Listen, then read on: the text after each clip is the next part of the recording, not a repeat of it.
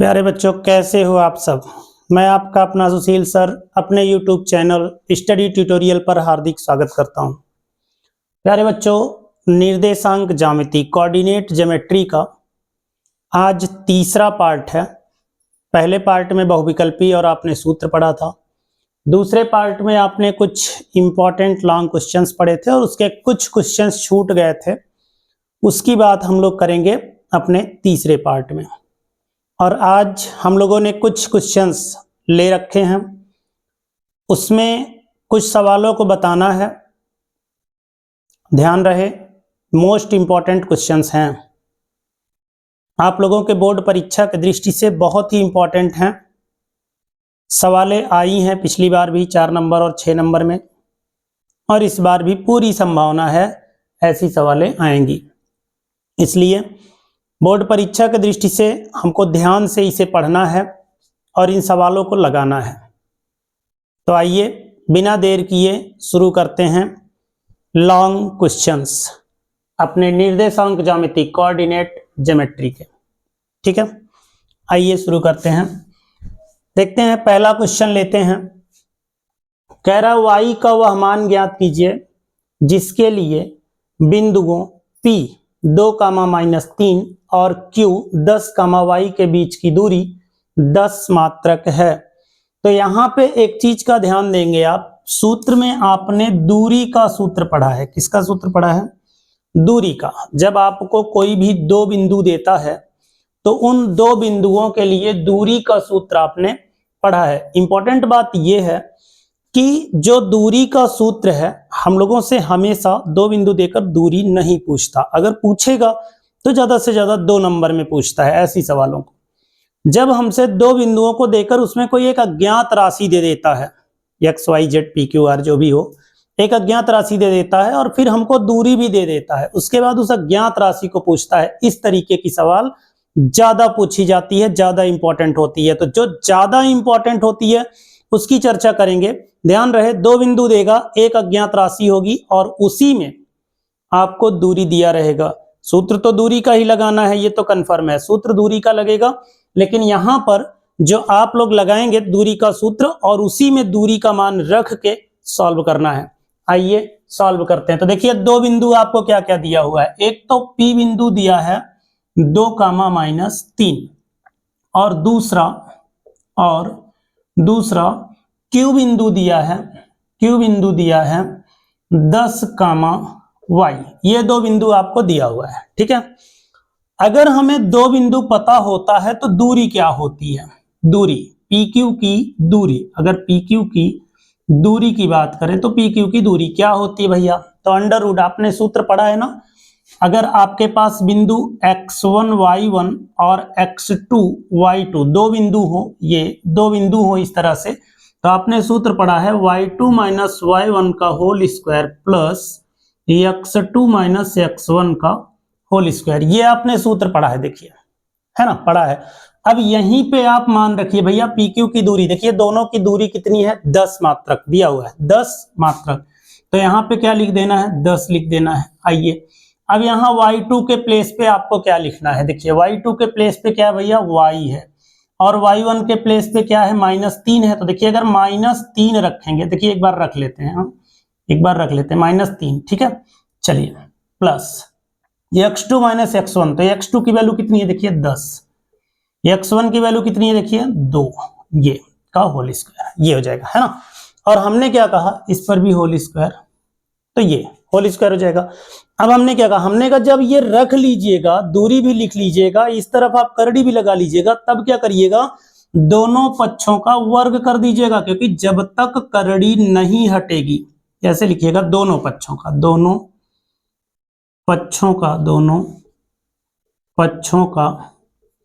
वर्ग करने पर, जब तक करड़ी नहीं हटेगी तब तक सवाल सॉल्व नहीं होगी। तो दोनों पक्षों का वर्ग कर दीजिए भैया, तो 10 का क्या हो जाएगा? वर्ग हो जाएगा। और जब इस तरफ वर्ग होगा तो क्या होगा? करड़ी हट जाएगी, तो करड़ी हटी 1, और y क्या हो जाएगा? माइनस प्लस 3 का होल स्क्वायर प्लस 10 से 2 गए 8 का वर्ग। ये देखिए 10 दम्मा कितना होता है? 100।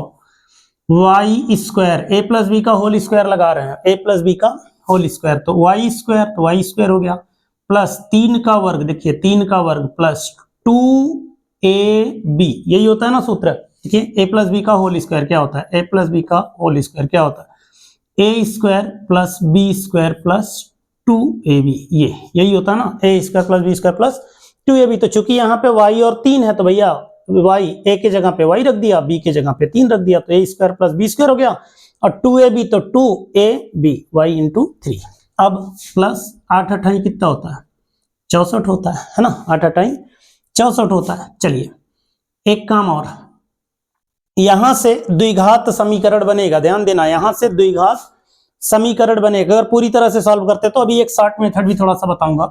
चलिए पहले सॉल्व कर लीजिए। 100 हो गया, यहां देखिए वाई स्क्वायर 9 प्लस 2 तियां 6y प्लस 64, और 100 अगर बराबर के उस तरफ जाएगा तो हो जाना है माइनस, क्या हो जाना है, -100 बराबर 0, इस तरह से, ठीक है, उस तरफ जाएगा तो अब क्या हो जाना है, वाई स्क्वायर प्लस 6y, यहां देखिएगा 64 और 9 कितना होता है 73, और 73 अगर 100 से घटा दे तो आता है कितना 27, कितना आता है 27। अब ये द्विघात समीकरण हो गया। द्विघात समीकरण आपको सॉल्व करना आता होगा, इसका गुणनखंड मैंने द्विघात नामक चैप्टर में पढ़ाया है, द्विघात समीकरण में, वहां से आप इसकी वीडियो देख सकते हैं अगर आपको समझ में नहीं आता तो।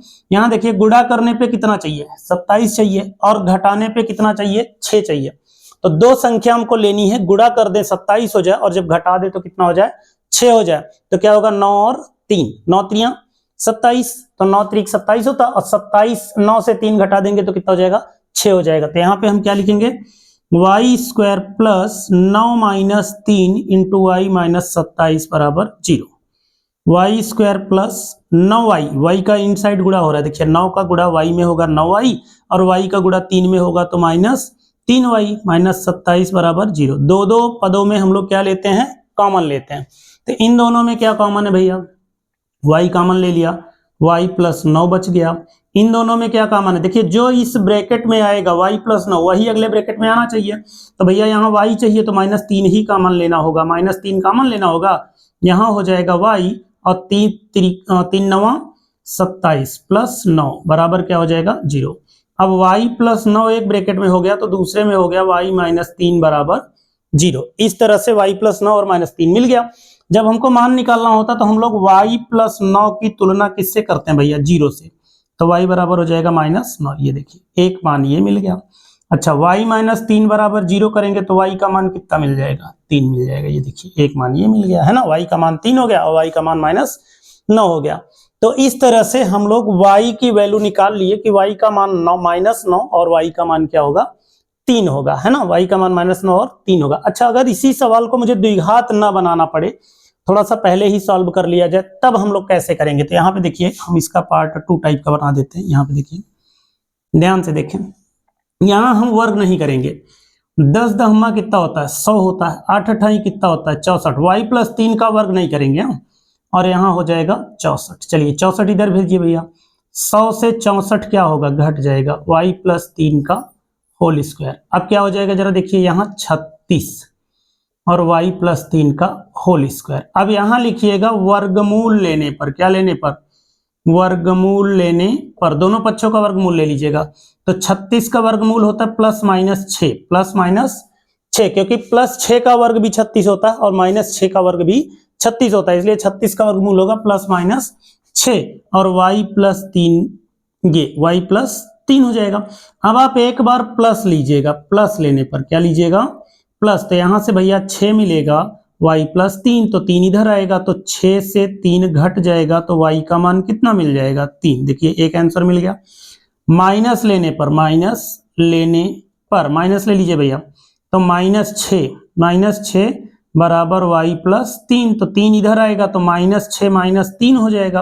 अब y का मान कितना हो जाएगा -9। ये एक तरीका ये भी है, यहीं से इस सवाल को हम ऐसे भी लगा सकते हैं, है ना। अगर हम वर्ग करके घटाएंगे और इसका भी होल स्क्वायर का सूत्र लगा देंगे तो इस तरह से द्विघात समीकरण बन जाएगा, तब भी आंसर वही आएगा। और अगर हम वर्ग नहीं करेंगे, यहाँ वर्ग रोक लेंगे, और अगर इसका पक्षांतर करने पर अगर वर्गमूल हो जाता है, ऐसी संख्या मिलती जिसका वर्गमूल हो जाता है इस तरह से, तो हम इस तरह से भी सॉल्व कर सकते हैं। है ना। तो समझ में आ गया होगा आप लोगों को, दूरी की सवाल है ये, और दूरी दी रहती है, एक अज्ञात राशि दोनों में रहेगी, जैसे इसमें y अज्ञात राशि है, और इस तरह से हम लोग सवाल लगाते हैं। यही आपको भी करना है, ध्यान से समझ लीजिए, इस टाइप की सवाल आपसे पूछी जाती है। ठीक है, तो ये हो गई आपकी पहली सवाल। आइए अगली सवाल देखते हैं क्या है इसमें। ये पहली सवाल हो गई। अब आइए दूसरी सवाल देख लेते हैं। तो दूसरी सवाल है, यक्स अक्ष पर वह बिंदु ज्ञात कीजिए जो 2,-5 -2,9 से सम दूरस्थ है। देखिए यक्स अक्ष पर बिंदु ज्ञात करना है, यक्स अक्ष पर बिंदु, यक्स अक्ष पर बिंदु मान लेते हैं, चलिए P, 0 है, P, 0 है, यक्स अक्ष पर बिंदु P, 0 है, ऐसा हम मान लेते हैं, मान लेते हैं। ठीक है, अब अगर ये P, 0 यक्स अक्ष पर बिंदु है तो ये क्या है, ये समदूरस्थ है। क्या है, समदूरस्थ है, माने कि ये दोनों बिंदुओं से 2,-5 और -2,9 से क्या है, समदूरस्थ है। ठीक है, तो ये 2,-5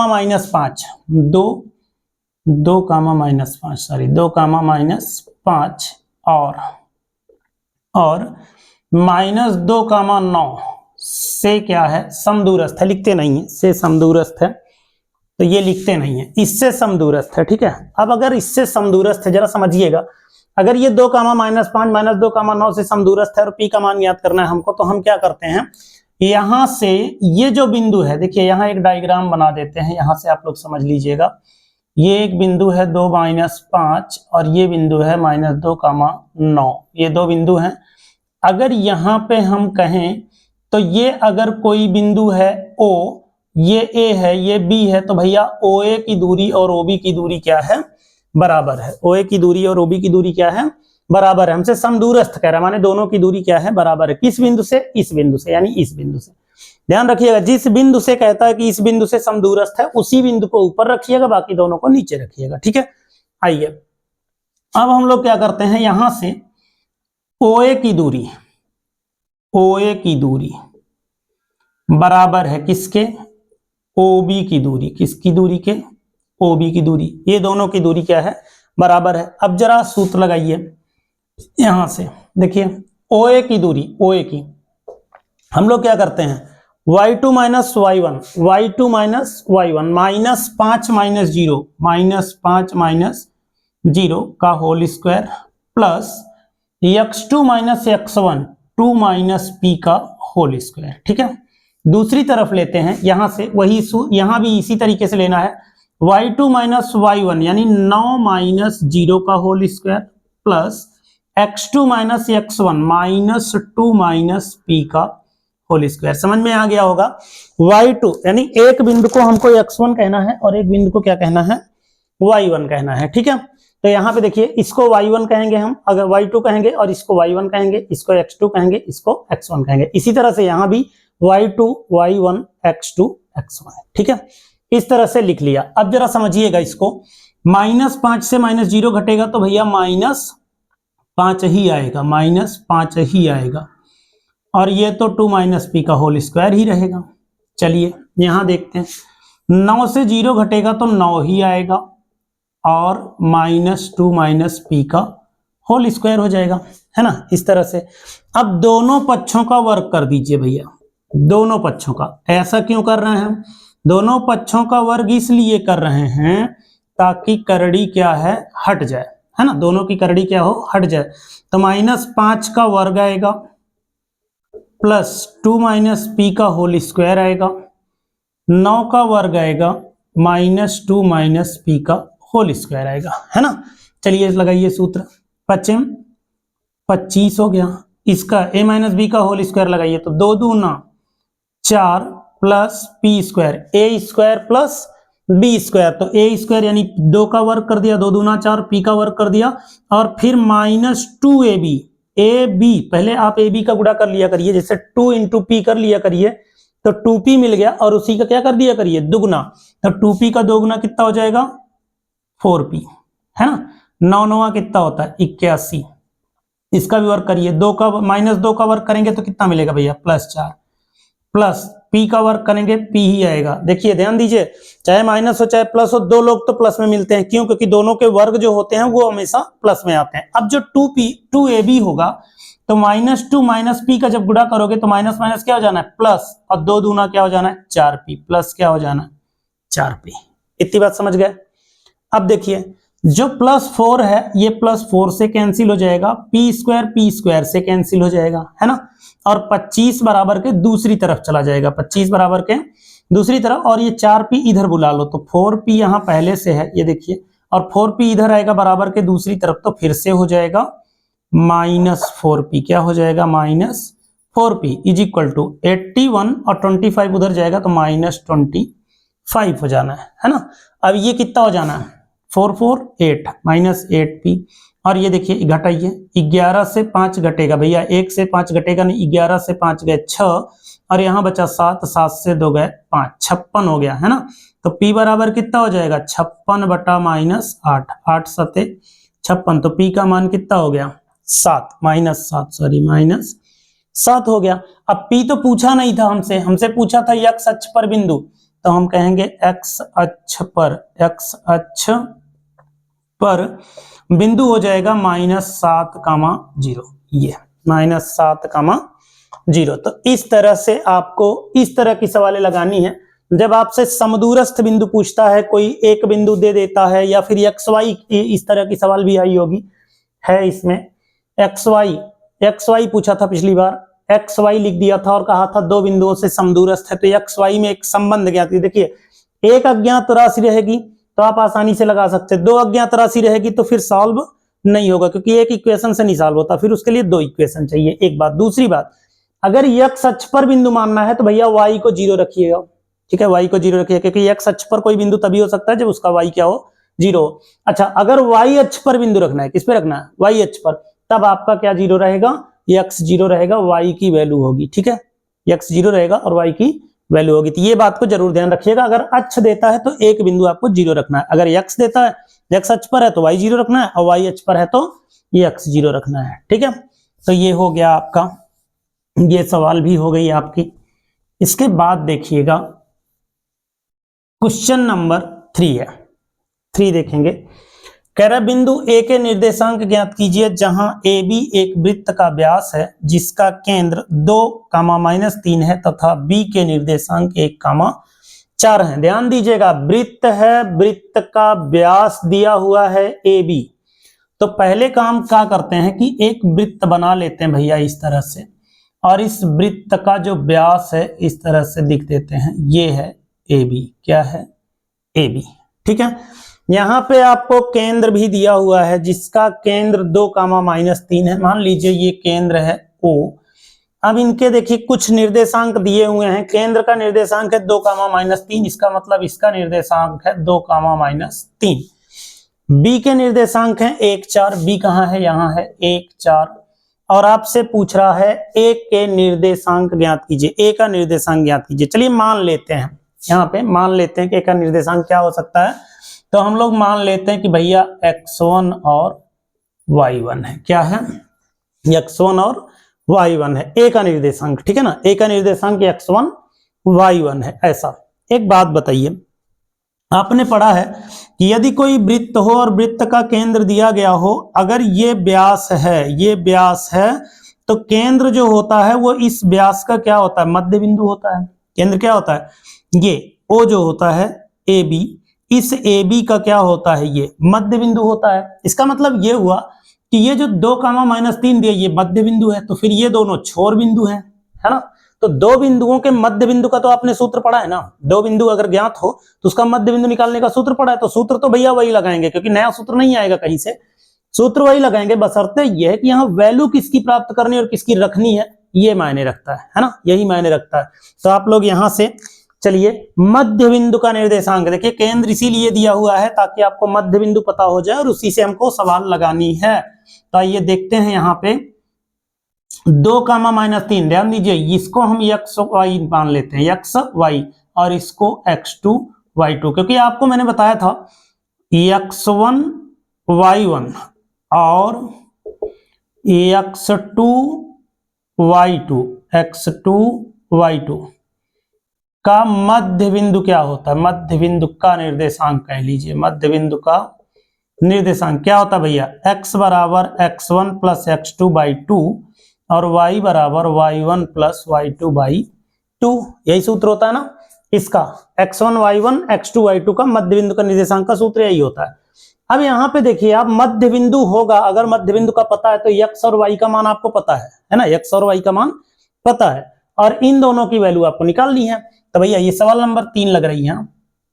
चलिए तो x का मान क्या है भैया, यहां से देखिए 2 है, x का मान क्या है 2 है, x1 का मान पता नहीं है यही तो निकालना है और x2 का मान कितना है भैया 1 है, देखिए बटा 2, तो 2 दूना कितना होता है 4, x1 प्लस 1, अगर बराबर के इस तरफ इसको भेज दें तो 4 से 1 घट जाएगा, तो x1 का मान कितना मिल गया 3, देखिए x1 का मान कितना मिल गया 3।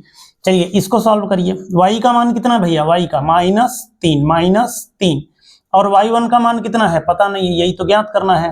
अच्छा y2 का मान कितना है 4 बटा 2, 2 3 6 -6 y1 प्लस 4, बराबर के इस तरफ भेज दो 4 को तो -6 -4 हो जाना है y1, 6 और 4 कितना होता है 10, कितना होता है 10 -10।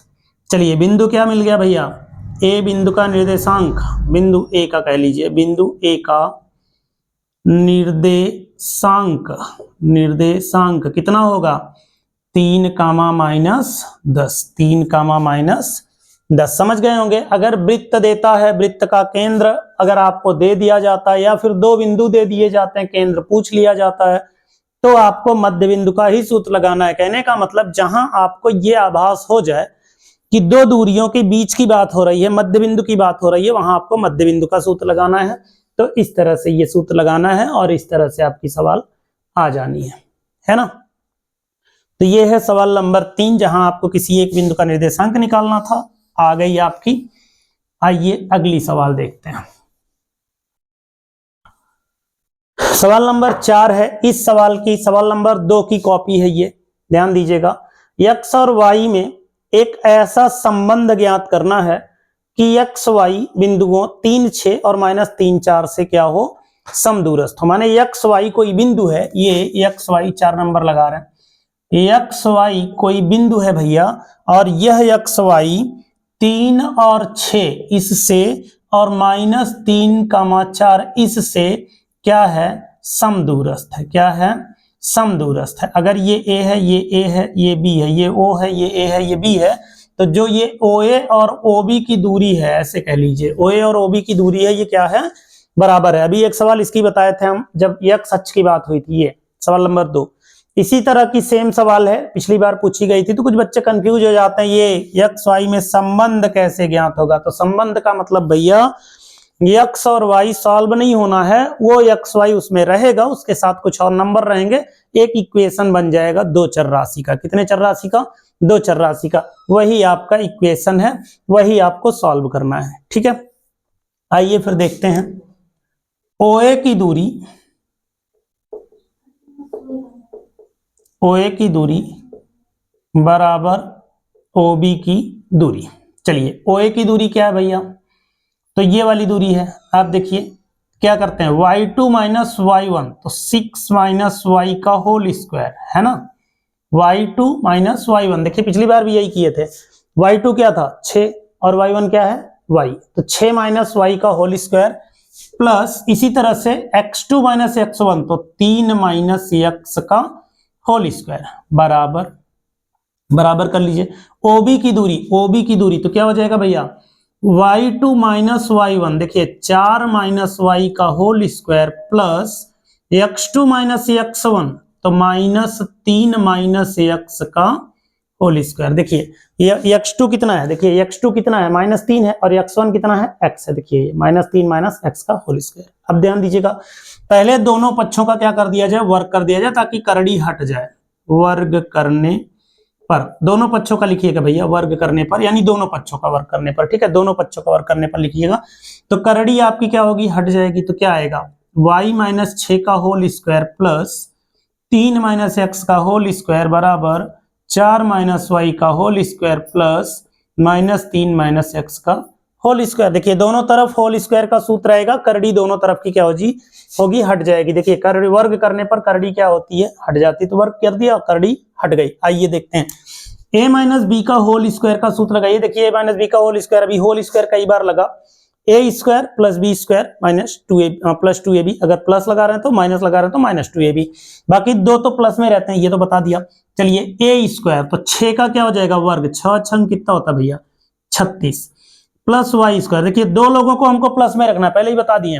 अब जो माइनस रहेगा तो माइनस में रखना है, प्लस रहेगा तो प्लस में रखना है। तो देखिए माइनस है 2ab, तो हमने कहा दोनों का गुणा कर लिया करो, 6 और y का गुणा करेंगे कितना आएगा 6y आएगा, और फिर दुगना कर दिया करो। तो 6y का दुगना कितना होता है भैया 12y, कितना होता है 12y। चलिए यही काम यहां भी करना है, a माइनस बी का होल स्क्वायर। तो चलिए 3 त्रिका 9 प्लस एक्स स्क्वायर और माइनस, तो मैंने क्या कहा 3x, गुणा करिए दोनों का 3x और फिर दुगना कर दीजिए, तो 3 दूनी 6x। इतनी बात समझ में आ गई होगी आप लोगों को कि हमको सबसे पहले क्या करना है, दोनों का वर्ग करके लिखना है, प्लस में लिखना है दोनों को, और फिर अगर बीच में माइनस है तो बीच में दुगना करके माइनस कर देना है। देखिए 3x का दुगना 6x, ठीक है।